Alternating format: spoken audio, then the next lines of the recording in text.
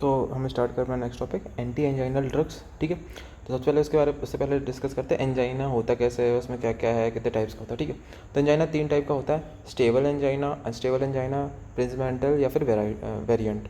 ठीक है, तो स्टेबल जो है episode of chest pain commonly associated with the exertion, मतलब कि जब जो पेशेंट है कुछ ज़्यादा वर्क करेगा जिसमें हार्ट की एक्टिविटी बढ़े, जैसे एक्सरसाइज वगैरह करेगा, तब एंजाइना का अटैक आएगा। फिर अनस्टेबल में कहता है angina at rest due to rupture of atherosclerotic plaque and platelets deposition in the coronary arteries. तो एंजाइना का अटैक कब आएगा? जब वो पर्सन रेस्ट में है तब भी आएगा। तो ऐसा क्यों हो रहा है? क्योंकि उसका अथेरोस्क्लेरोटिक प्लग में रप्चर हो गया है या तो प्लेटलेट डिपोजिशन हो गया कोरोनरी आर्टरीज में।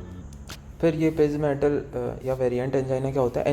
एंजाइना होगा एट रेस्ट, ये भी रेस्ट में होगा अनस्टेबल के जैसे, पर इसका जो रीजन है वो है spasm of coronary arteries. Coronary arteries में स्पाज्म हो गया है, उस वजह से एंजाइना का अटैक आ रहा है, हार्ट पेन हो रहा है। ठीक है, तो एंजाइना मतलब हार्ट पेन होगा, स्टेबल, अनस्टेबल और वेरिएंट एंजाइना। तो ठीक है, तीनों क्लियर हो गए। फिर नेक्स्ट आते हैं पैथोफिजियोलॉजी। तो किस वजह से हो रहा है? या तो ऑक्सीजन सप्लाई कम हो जा रही है या ऑक्सीजन की डिमांड बढ़ जा रही है, इस वजह से क्या हो रहा है कि हार्ट में पेन हो रहा है, इस्चीमिया हो रही है, इस वजह से हार्ट में पेन हो रहा है। ठीक है, फिर ऑक्सीजन कम होगा किस में? एक तो कोरोनरी अथेरोस्क्लेरोसिस में, कोरोनरी वेसोस्पाज्म में, कोरोनरी थ्रोम्बोसिस में। इन सब केस में क्या हो जाएगी? ऑक्सीजन की सप्लाई कम हो जाएगी, या तो ऑक्लूजन हो जाए या वेसोस्पाज्म हो जा रहा है या थ्रोम्बस का हो जा रहा है, तो तब भी वो ऑक्लूजन कर रहा है। फिर ऑक्सीजन डिमांड कब बढ़ेगी? जब हार्ट रेट बढ़ जाए, वेंट्रिकुलर हाइपरट्रॉफी हो तब डिमांड बढ़ जाएगी, वेंट्रिकुलर कॉन्ट्रैक्टिलिटी बढ़ रही है, वेंट्रिकुलर वॉल टेंशन बढ़ रही है, इन सब केस में। तो मेन तो हार्ट रेट और वेंट्रिकुलर हाइपरट्रॉफी इसमें याद कर लेना, और coronary atherosclerosis, coronary vasospasm, coronary thrombosis, ये 3 में ऑक्सीजन कम होगी।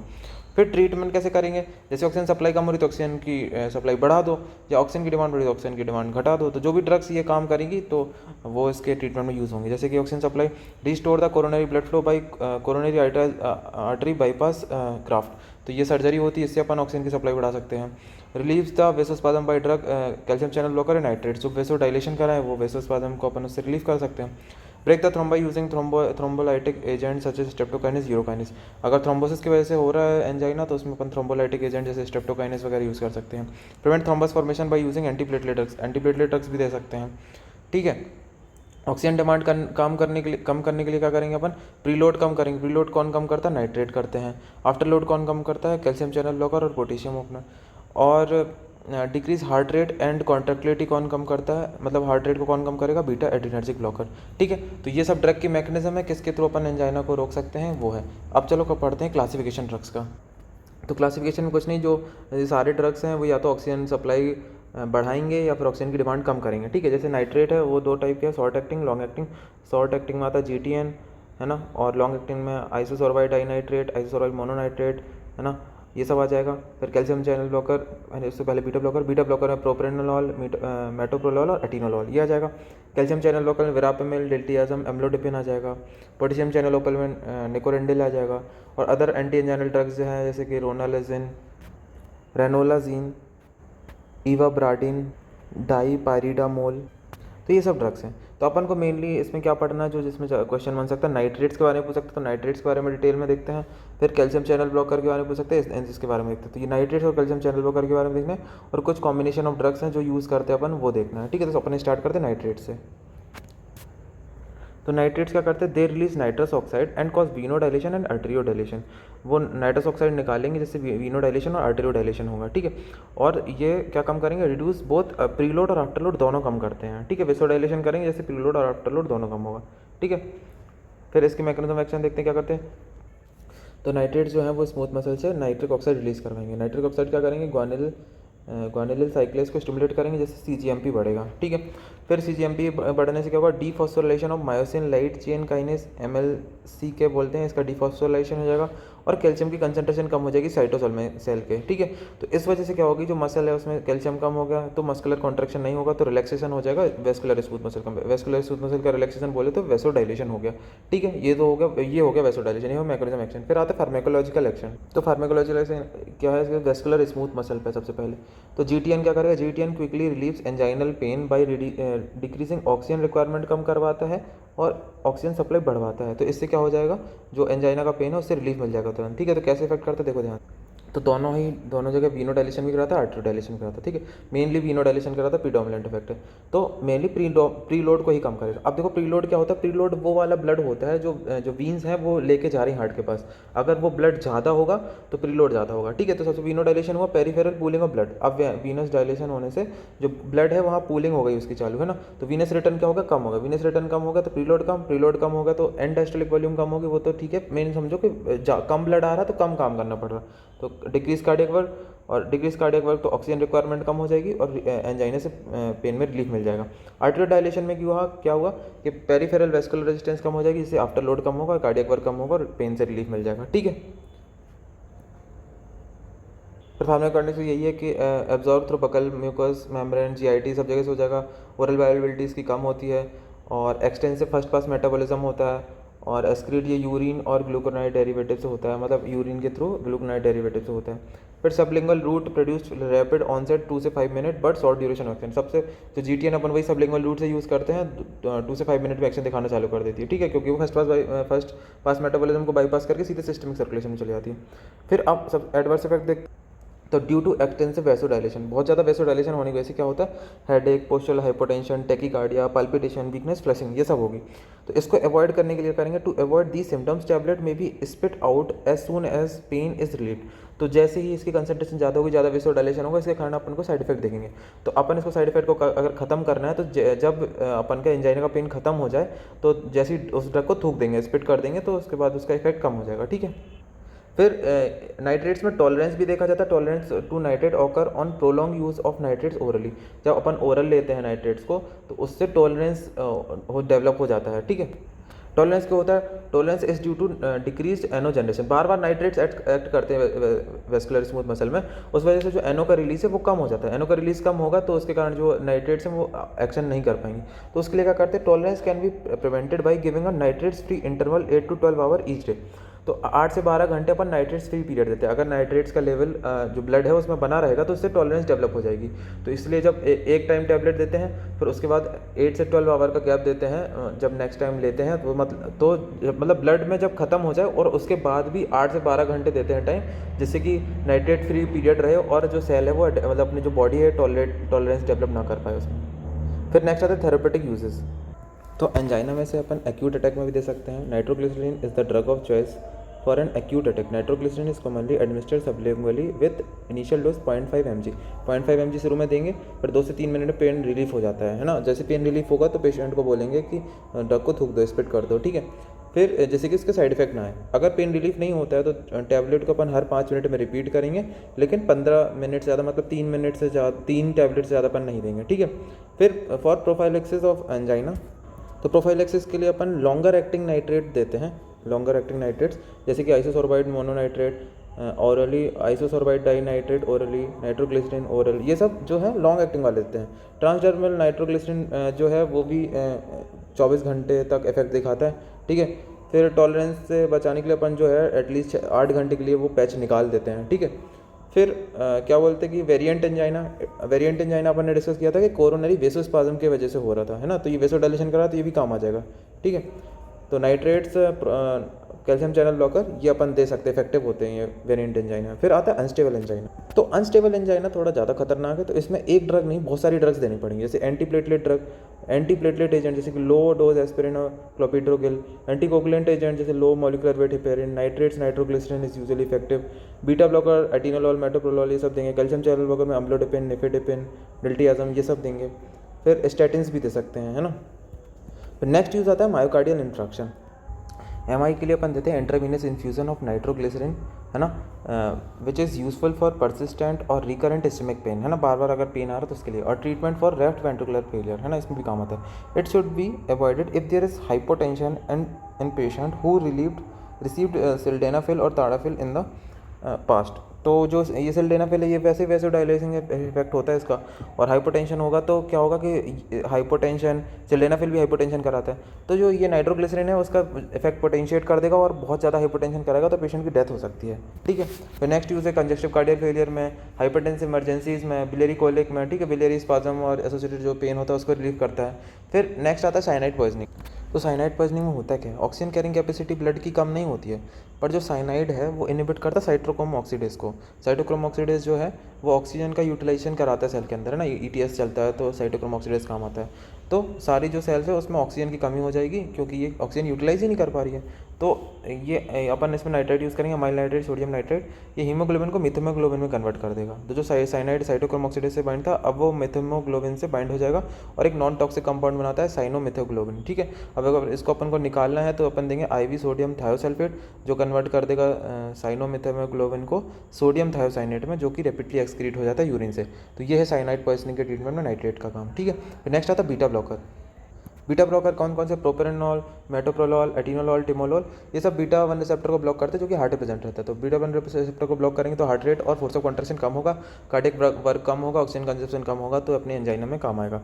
एडवर्स इफेक्ट क्या है, ब्रेडिकार्डिया, हार्ट ब्लॉक और ब्रोंकोस्पाज्म, ठीक है। बस इतना ही है बीटा ब्लॉकर में। अब कैल्शियम चैनल ब्लॉकर अपन को डिटेल में पढ़ना, अच्छे से दिखते हैं। कैल्शियम चैनल ब्लॉकर 3 प्रकार के, फिनाइल एल्कलामाइन जैसे वेरापेमेल आता है, बेंजोथियाज़ेपिन, डिल्टियाज़म जिसमें आता है, डाईहाइड्रोपैरिडीन जिसमें नेफेडिपिन, एम्ब्लोडिपिन, निकार्डिपिन, फेलोडिपिन, कुल मिला के वेरापेमेल, डिल्टियाज़म, इससे नाम याद रखने, ग्रुप याद करो ना करो चल जाएगा। फिर मैकेनिज्म ऑफ एक्शन में आता है तो कैल्शियम चैनल ब्लॉकर ब्लॉक करते हैं L टाइप कैल्शियम चैनल, है ना, और किसमें अल्फा 1 सब यूनिट बाइंड करके। तो L टाइप कैल्शियम चैनल को ब्लॉक करेगा जो कि हार्ट में प्रेजेंट होते हैं, जिस कारण कैल्शियम की एंट्री रुक जाएगी सेल के अंदर। कैल्शियम नहीं आएगा तो कोई भी एक्साइटेशन कॉन्ट्रैक्शन कपलिंग नहीं चलेगी, मसल कॉन्टैक्ट नहीं करेगी, हार्ट मसल रिलैक्स हो जाएगी। तो ये काम होता है, ठीक है। फिर क्या बोलते हैं कि फार्माकोलॉजिकल एक्शन, जो calcium channel blocker acts on cardiac and smooth muscle दोनों में एक्ट करता है, ठीक है। फिर अब देखते हैं अलग अलग ड्रग का, जैसे वेरापेमेल है, ये हार्ट रेट कम करता है, फोर्स ऑफ कंट्रैक्शन कम करता है, ऐसे नोड की एक्टिविटी कम करता है ना, वही नेगेटिव क्रोनोट्रोपिक, आइनोट्रोपिक, डोमोट्रोपिक देख लें। फिर लेकिन जो वेरापेमेल है वो लेस पोटेंट है डाईहाइड्रोपायरिडीन से, ठीक है। डिल्टियाज़म का भी सेम एक्शन है, dilates peripheral and coronary arteries but its vasodilating property is less than dihydropyridine, ठीक है। तो ये एक तो देखो हार्ट को भी सप्रेस कर रहा है और वेसोडाइलेशन भी करा रहा है, दोनों काम कर रहा है, ठीक है। तो जैसे बीटा ब्लॉकर था वो हार्ट को डिप्रेस कर रहा था और जो नाइट्रेट था वो वेसोडाइलेशन कर रहा था। तो कैल्शियम चैनल ब्लॉकर दोनों काम कर रहा है, हार्ट को भी डिप्रेस कर रहा है और डायलेशन भी करा रहा है, ठीक है। फिर अब अपन आते हैं डाईहाइड्रोपैरिडोन, तो potent arteriolar dilator, reduce peripheral vascular resistance. तो आर्टियोलर डायलेटर होते हैं, जैसे अपने जो नाइट्रेट्स है वो वीनो डायलेटर थे मेनली, ये आर्टेरियो डायलेटर है मेनली, ठीक है। तो एक पेरिफेरल रेजिस्टेंस कम होता है, PVR कम होता है और आफ्टर लोड कम होता है जब आर्टिकल डायलेशन होता है, ठीक है। लेकिन जो इसकी कार्डियक डिप्रेसिव इफेक्ट है, जैसे हार्ट रेट कम का फोर्स ऑफ कंट्रैक्शन कम, ये वेरापेमेल और डिल्टियाज़म से कम है डाईहाइड्रोपायरिडीन में, ठीक है। फिर डाईहाइड्रोपायरिडीन क्या करता है, रिलैक्स वेस्कुलर स्मूथ मसल, जिससे कि कोरोनरी वेसोडाइलेशन हो जाएगा। डिक्रीज पेरिफेरल वेस्कुलर रेजिस्टेंस, तो आफ्टर लोड कम होगा और ऑक्सीजन कंजप्शन कम हो जाएगी, आफ्टर लोड प्रीलोड कुछ भी कम होगा, ऑक्सीजन कंजप्शन कम हो जाएगी। फिर जो निफेडिपिन है वो प्रोटोटाइप ड्रग है। फिर अपन इसके एडवर्स ड्रग रिएक्शन देखते हैं, तो इसमें साइड इफेक्ट वही आएंगे, हार्ट को डिप्रेस करने से और वेसोडाइलेशन से जो भी साइड इफेक्ट आते हैं वजह, हार्ट को डिप्रेस करेंगे, वेसोडाइलेशन करेंगे तो हाइपोटेंशन होगा, palpitation, reflex tachycardia, oedema, flushing, fatigue, dizziness, sedation, ठीक है। तो मतलब ऐसे कॉमन याद कर लो, ऐसे अलग अलग से नहीं पूछेगा किसी का, पूछेगा भी तो इतना ज़्यादा एकदम प्रिसाइजली याद करना जरूरी नहीं है, ठीक है। वेरापेमेल में कॉन्स्टिपेशन अलग लिखा हुआ है, साइनस, ब्रेडिकार्डिया, एडीमा देखो इसमें भी है, ये भी ब्लॉक है ना। डिल्टियाज़म में headache, hypotension, bradycardia, edema, AV block occurs rarely, ठीक है। तो एकदम स्पेसिफिक याद करने की जरूरत नहीं, पर जनरल याद कर लेना कि एडीमा, हाइपोटेंशन, पाल्पिटेशन, है ना, रिफ्लेक्स टैकीकार्डिया, फटिग, डिजीनेस, ये सब, ठीक है। फिर uses of calcium channel blocker, तो एक्सर्शनल एंजाइना में इसका क्या होता है, बेनिफिशियल इफेक्ट होता है क्या, एक तो calcium channel blocker oxygen consumption कम करा रहा है, heart rate, force of contraction afterload कम करके, और आर्टरी का डायलेशन करा रहा है, तो वो भी बेनिफिशियल इफेक्ट में आ जाता है। फिर नेक्स्ट आता है वेरिएंट एंजाइना। फिर वेरिएंट एंजाइना किसकी वजह से हो रहा था, कोरोनरी वेसोस्पाज्म की वजह से हो रहा था। तो एम्ब्लोडिपिन, डिल्टियाज़म, ये सब अपन प्रोफाइलेक्टिकली यूज़ कर सकते हैं। अगर इसको अपन कंबाइन कर दें डाईहाइड्रोपायरिडीन को नाइट्रेट्स के साथ, तो इसकी एफिकेसी बढ़ जाएगी और ये वेरिएंट एंजाइना के पेशेंट में काम आएगा। फिर नेक्स्ट आता है अनस्टेबल एंजाइना। तो इसमें जो कैल्शियम चैनल ब्लॉकर है मेनली क्या है, सिम्टम्स से रिलीव कराएगा, है ना। जैसे कि जो नाइट्रेट्स और बीटा ब्लॉकर अगर इफेक्ट नहीं डाल पा रहे हो तो अपन कैल्शियम चैनल ब्लॉकर देंगे, तो उससे अनस्टेबल एंजाइना में कंट्रोल कर सकते हैं अपन, ठीक है। फिर नेक्स्ट आता है सुप्रावेंट्रिकुलर अरिथमिया में काम आता है। Verapamil is the useful for supraventricular arrhythmia because of its depressant action on SA on AV node, ठीक है। सुप्रावेंट्रिकुलर अरिथमिया में काम आ रहा है, हाइपरटेंशन को ट्रीट करेगा, हाइपरट्रॉफिक कार्डियोमायोपैथी कराएगा। माइग्रेन में भी जो वेरापेमेल है प्रोफाइलेक्सिस में देते हैं माइग्रेन की, ठीक है। फिर Raynaud's phenomena, it is a peripheral vasospastic condition. Vasospastic condition मतलब वेसोस्पादम हो रहा है तो निफेडिपिन, अम्लोडिपिन ये सब क्या करेंगे, वेसोडाइलेशन करा देंगे। Nifedipine is used as uterine relaxant in premature labour, तो यूट्राइन रिलैक्सेंट भी कराता है। तो ये यूजेस हो गए अपने कैल्शियम चैनल ब्लॉकर। फिर नेक्स्ट आता है potassium channel blocker. Nicorandil is administered orally, अपन इसको देते हैं, ठीक है। और निकोरेंडल क्या करेगा, आर्ट्रियोलर और विनोडाइलेशन दोनों कराता है पोटेशियम चैनल को ब्लॉक करके। देखो इसका एक तो निकोरेंडल एनो रिलीज करेगा, वही सीजीएमपी बढ़ेगा, वेस्कुलर स्मूथ मसल रिलैक्स होंगे और आर्ट्रियोल डायलेशन कराएगा। फिर एक काम और करता है ये open ATP dependent potassium channel को ओपन करा देगा, पोटेशियम बाहर जाएगा, उससे से होगा hyperpolarization, arterial dilatation, venous dilatation दोनों हो जाएगा, ठीक है। तो प्रीलोड और आफ्टरलोड दोनों कम हो जाएंगे। फिर नेक्स्ट आती है कॉम्बिनेशन थेरेपी। कुछ ड्रग्स हैं उनको अपन कॉम्बिनेशन में यूज़ करते हैं, कुछ को नहीं करते हैं, है ना। दोनों की देखते हैं। नाइट्रेट्स और बीटा ब्लॉकर को अपन साथ में यूज़ कर सकते हैं एक्सर्शनल एंजाइना में। क्या है कि जो एक दूसरे की इफेक्टिवनेस बढ़ा देते हैं, कैसे, एक दूसरे के साइड इफेक्ट को कम करके। जैसे नाइट्रेट था, है ना, वो क्या कर रहा था, तो जैसे बीटा ब्लॉकर में अपने लेफ्ट वेंट्रिकुलर एंडास्टोलिक वॉल्यूम बढ़ जाती है, तो उसको वो कंपनसेट करने के लिए जो प्रीलोड यहाँ से कम करेगा वीनोडाइलेटर अपना नाइट्रेट्स, तो उससे एंडास्टोलिक वॉल्यूम कम हो जाएगी, तो एक दूसरे को बैलेंस कर लेंगे। फिर ऐसे ही नाइट्रेट्स आर्टेरियल डायलेशन कराता है, तो पेरिफेरल वेस्कुलर रेजिस्टेंस कम, तो रिफ्लेक्स टैकिकार्डिया आता है। तो वही प्रोपेनोलॉल जो है वो रिफ्लेक्स टैकिकार्डिया को ब्लॉक करता है, ठीक है। फिर जैसे अपन ने बीटा 2 को ब्लॉक किया तो अल्फा 1 में अनअपोज्ड एक्शन आएगा, तो कोरोनरी स्पाज्म हो सकता है, तो इसी को भी रोकेगा कौन सा, अपना नाइट्रेट वेसोडाइलेशन करा के। तो एक दूसरे को साइड इफेक्ट को कम कर रहे हैं, तो इफेक्टिवनेस बढ़ा रहे हैं ड्रग की। फिर नेक्स्ट आता है निफेडिपिन एंड बीटा ब्लॉकर। तो beta blocker can block reflex tachycardia associated with the nifedipine. जो निफेडिपिन था वो रिफ्लेक्स टैकिकार्डिया था उसके एडीआर में, तो जो बीटा ब्लॉकर रिफ्लेक्स टैकिकार्डिया को ब्लॉक करता है। Nifedipine prevents coronary vasospasm by beta blocker, ठीक है। जो निफेडिपिन होगा, जो कोरोनरी वेसोस्पाज्म हो रही थी बीटा ब्लॉकर, देखो यहाँ पर कोरोनरी वेसोस्पाज्म हो रही थी, तो निफेडिपिन वेसोडाइलेटर तो वो डायलेट कर देगा, ठीक है। फिर combination useful in classical angina, एक क्लासिकल एंजाइना में यूज़ है। ये कहाँ पर यूजफुल था, अपना ऊपर वाला ये एक्सर्शनल एंजाइना में था, नाइट्रेट्स और बीटा ब्लॉकर, ठीक है। फिर नेक्स्ट आता है बीटा ब्लॉकर और विरापेमिल या फिर calcium channel blocker. Combination should not be used because it may cause additive depressant effect. Beta blocker भी डिप्रेस करता है हार्ट को, विरापेमिल भी डिप्रेस करता है, तो अपन इसको साथ में नहीं देंगे कभी भी, ठीक है। फिर कैल्शियम चैनल ब्लॉकर और nitrates, net effect is an additive reduction in myocardial oxygen demand and improved coronary blood flow.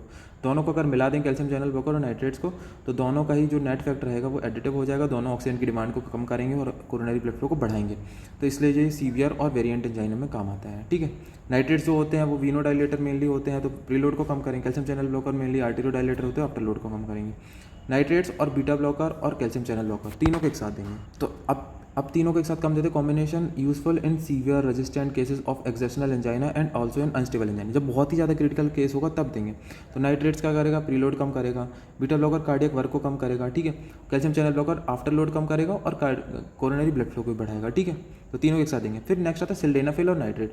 Sildenafil जो होता है वो भी वेसोडाइलेशन कराता है ना, वो सेक्सुअल इरेक्शन में काम करता है, वो मेल के अंदर सेक्सुअल डिस्फंक्शन हो जाता है, इरेक्शन में काम कराता है, तो उसमें भी वेसोडाइलेशन के थ्रू एक्ट करता है। तो सिल्डेनाफिल जो है वो पोटेंशिएट कर देगा वेसोडाइलेशन एक्शन, ठीक है। उस वजह से क्या हो सकता है कि बहुत ज़्यादा नाइट्रेट भी अगर दे दिया और सिल्डेनाफिल दे, दोनों वेसोडाइलेटर हैं, एक दूसरे के इफेक्ट को बहुत ज़्यादा बढ़ाएंगे, उसके कारण क्या हो सकता है, MIU सडन डेथ हो सकती है बहुत ज़्यादा। तो ये बहुत ज़्यादा रिस्की है।